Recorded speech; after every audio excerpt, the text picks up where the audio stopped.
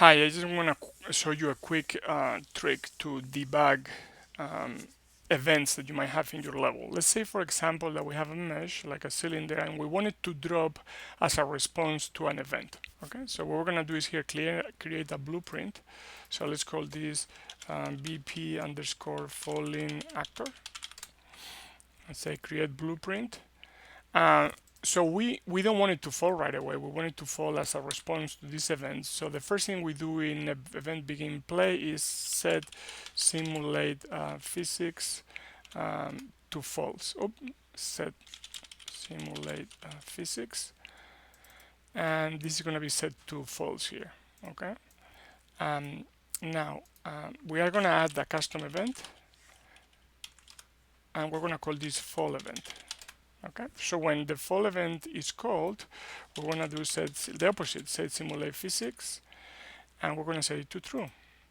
And to make sure that that gravity is enabled, we are also going to do that here as well. So we pull another node out here and we set enable and gravity, and we're going to set this to true as well. We need to connect the execution of these two nodes, so let's do that right here. Now, one thing real quick, make sure that this mesh is movable, so let's enable that, compile, and now here select this fall event, and then if you go on to the right hand side panel, there is this option here of call in editor. If you enable this and compile, we go to the main editor. Whenever you select in the world outliner of the level, our falling actor, you see that now we have this button here called fall event, which allows us to call this event without having to wait directly, without having to wait for the logic of the level to actually call it, right? So if you right now we are not playing it yet, but if you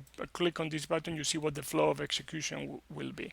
Now, if we play in editor, without taking control of the window, so don't click on it. You go here on the right hand side, look for the falling actor, select it. Now we again have all of its options down here in the details panel, and if you press on the fall event, you see how the mesh falls. The event gets called, and we can check that everything works as expected.